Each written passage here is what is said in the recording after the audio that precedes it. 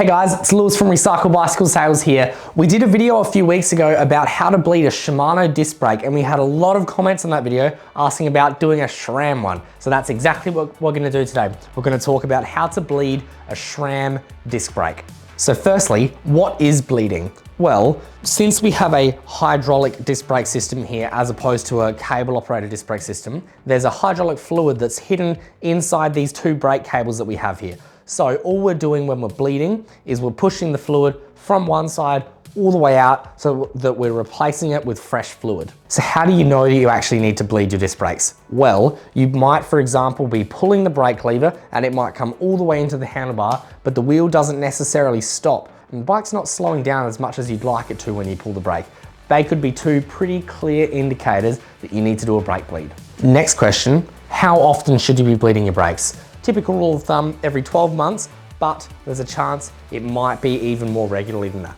All right, step number one is prepare our workstation. We need to get all of the different tools that we're gonna need out in a nice safe spot so that we can reach them while we're doing the brake bleed. I like to have a little bench set up next to me with the bike right here so I can reach everything. The first most important thing that I think you absolutely need to have is protection, both in the way of using glasses and then even using a set of gloves as well. I say this because now we're working with sort of, I'm gonna say it's a corrosive liquid, but you don't wanna be drinking it and you definitely don't want it to be under your fingernails while you're sort of eating your lunch later on in the day. So absolutely grab some protection in the way of glasses and gloves. You're also gonna need to get the correct brake fluid that you're gonna need for your bike. If it's Shimano, they use their own mineral oil, which is a different color. But in this video today, we're talking about SRAM and they use a dot fluid. A cool little side note here, if you're perhaps trying to ride across the country, chances are you can probably get a bottle of this just from the petrol station, whereas with mineral oil, you might struggle a little bit. So for that reason, I thank you, SRAM. So we've got our dot fluid. We're gonna need a set of syringes as well. Now with SRAM, we're gonna use 2 syringes. With Shimano, we only used 1. With the 2 syringes here, there's a whole array of different attachments that we can use here. If you buy a SRAM bleed kit or just in general a bleed kit, it should come with all of the different attachments anyway. So we'll make sure that we've got that ready to reach. And then I recommend a little brake block. We're gonna need to put that in there when the wheel is out. And then the final things that we'll need is a brand new paper towel. I like to use this rather than a rag because it's perfectly clean, and either some disc brake cleaner or some isopropyl, which are both just incredibly heavy in alcohol. They're gonna help clean that whole system when we're finished with it. Step number 2 is we're gonna remove the wheel of whichever brake we're gonna be bleeding. So for this example, we're gonna do the front wheel here. We're just gonna take the wheel out, and then we're also gonna remove the pads as well. Yeah, the tool that you need to take your brake pads out might be different for different types of caliper, different brands and different types of bike. In today's example, it happens to be just an Allen key, but you might need a different tool, so just have a look at that as well. These brake pads, put them away in a nice, clean, safe spot so that there's absolutely no chance of getting them contaminated. I'm gonna wrap them in a brand new paper towel, and then I'm gonna put them way over here so that there's no chance that they can get sprayed with any of the fluid, because there's nothing worse than a contaminated brake pad. So now that we've got the pads out and they're safely put away, we need to put our brake block in. The brake block is this thick piece of plastic here that we're gonna shove in the middle of the caliper that's gonna push the pistons back aside. Sometimes you need to sort of push the pistons back. For SRAM, I choose to use just a little spanner. I just use an 8mm. So all I'm doing is just putting the tool in there and just pushing the piston back into the caliper a little bit. So the next step is we're gonna need to fill our syringes with brake fluid. But before we fill them up, we need to know which attachment we're gonna need. To know which attachment we're gonna need, we have to look at both the caliper and the lever. If you're a bit unsure as to which attachment that you might need, I suppose this is what they both look like, and this is what they both look like on a bike as well. So now we know which syringe attachment we're gonna need at the bottom. Let's have a look at the top as well. We're just gonna roll the hood back. Now, it's also worth noting here, this one is a right-hand front brake. You might be a left-hand front brake or whatever it is. I can also see that this one here, because it has the little tool there, that this will definitely fit the exact same attachment as what the bottom one does. Lucky we have 2 of them anyway. So now that we've worked out what attachments that we need for both of our syringes, now we can fill them up with some brake fluid. I recommend in the bottom syringe, we want to have about 3/4 of a syringe, and in the top one, we really only need about 1/4 of a syringe.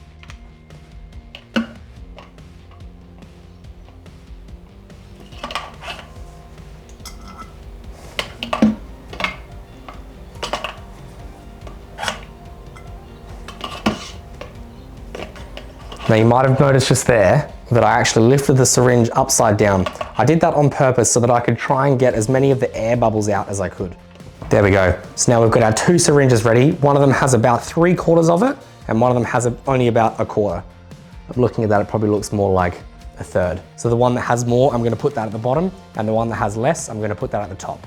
So now we're just gonna simply attach them. For this example, we need a little hex key here, which is like a star-shaped Allen key. This one happens to be a T10. So I'm going to take this bolt all the way out. Now note that this is a really, really small bolt. If you drop this on the floor, you will absolutely lose it. So just try and be really careful to grab it so that you can put it away in that nice safe spot. Then we'll attach that one there. Cool. Just as tight as you can do it with your hand, remembering that eventually you're gonna have to undo it as well. All right, same deal at the top here. It's the same tool as what we needed at the bottom. I'm gonna crack it loose and then we'll slowly undo it. And again, it's a tiny little bolt. You don't want to lose it because if it falls on the floor, it'll roll under a bench and you'll never see it again. Right, now everything is connected and we're ready to start doing the brake bleed now. All right, now I like to hold both of the syringes facing upwards, not facing downwards, because what you'll find is that the air is gonna wanna come upwards. So I want it to come to the top of the syringe on both sides.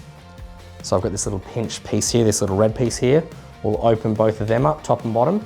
And we're gonna push this, my right hand here, this one, I'm gonna push as much of that fluid into this top syringe as I can. And we're just gonna push it, and hopefully we can see some air bubbles coming out. I saw a couple just there already, but we'll push as far through as we can, watching this one down here that we don't accidentally push a bunch of air in, otherwise we'd be making the bike feel worse after this brake bleed. And then with my left hand here, I'm gonna push it through towards my right hand. So all I'm doing with this fluid is I'm cycling it up and down, and up and down. And I'm gonna repeat this process a few times until I can eventually not see any more air bubbles. So once I reckon that I can't see any more air bubbles and I've cycled up and down a few times, and I reckon it's about as good as it can go, I'm going to pinch these little bits here on the hoses, and now I'm allowed to let it go upside down because nothing can get past that little pinched part there. And then same deal at the bottom here, I'm gonna pinch that part closed. Now I've reached back and I've grabbed my tiny little bolt here so that we're not gonna lose it. And I expect that it's probably gonna dribble a little bit here. It might just drip a little bit of fluid out there. And we're just going to try and catch as much as we can because it's gonna dribble a little bit. There we go, just like that. Perfect, and now that's all sealed off. What I wanna do now is give it a really good clean. We did see that when we sort of took the syringe out and tried to put that bolt in, there was a little bit of brake fluid that dribbled out. It's really important that we don't let that get onto the brake pads. So we're gonna clean this whole system so that there's no residue left. All right, brake block out. We'll spray it with either your brake cleaner or your isopropyl or something that's really heavy in alcohol. We'll clean outside the caliper, try and get some inside the caliper as well. And we'll leave that to dry for a couple of seconds while we're getting our brand new paper towel ready. And then we can give the whole system a bit of a wipe down here as well, inside and out. We're really, you can't be too over the top here. It's good to be quite over the top here because you want it to be as clean as you can get it. All right, I'm very happy with that now. Let's put the brake pads back in. I choose to take my glove off when I put the brake pads in because there might just be a little bit of brake fluid just sitting on my gloves. Probably not, maybe I'm being a little bit over the top, but I think when it comes to your brakes, I don't think you can be too over the top anyway. We'll put the wheel in and then we'll check how it's all working. Right, perfect. So the front syringe is still connected. I'm gonna grab my gloves again, and I'm reusing the same glove because I don't want to waste a glove. So now I'm gonna grab this syringe here again.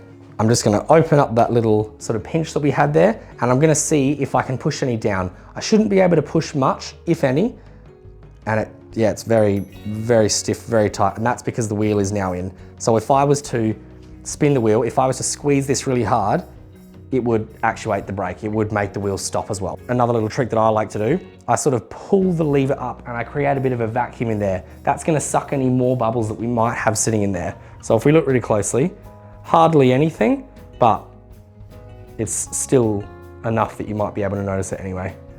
Cool, now I literally can't see any bubbles in there. All right, seal it off again. Grab our tiny little bolt that we put in a safe spot because we didn't want to lose it. Same deal with the caliper. I expect that a little bit is going to dribble out. Let's try and catch it as quickly as we can to limit how much dribbles out. It's always a little bit scary doing this part because it comes out quite quickly. Oh, that was good. Oh yes, I got that perfect. Same deal again. We're just going to clean that front end because a little bit did dribble out there. So I'm just going to spray a little bit of the isopropyl or the alcohol.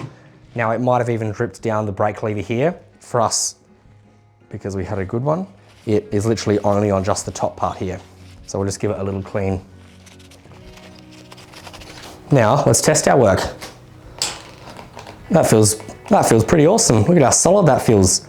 Now that everything is all connected, the wheel is in, we've finished bleeding the brake, this might be the point where you might need to realign the caliper. If you need to realign the caliper, you might be hearing a little bit of a brake rubbing noise. We've got another video on our YouTube channel talking about exactly that, so go have a watch. One little thing, now that we've finished everything, we need to get rid of the old brake fluid. The old brake fluid could be quite dirty, it could be quite cloudy, so make sure that you put it away with some waste brake oil. You don't want to put it back in with the brand new brake fluid that you just started with as well. All I would say now is that you just want to clean your station. You've probably got tools all over the place. You might have rags on the floor, all this sort of stuff. Clean up your mess, and then otherwise, the brake bleed is more or less done now. Thanks for watching, everybody. I hope you have a bit of a better understanding of how to bleed your SRAM disc brake. If you reckon that there's anything that we've missed, or perhaps any top tips that you've learned after bleeding your brakes, let us know in the comments below. I'd love to hear about it. Otherwise, thanks for watching, and we'll see you in the next video. See you guys.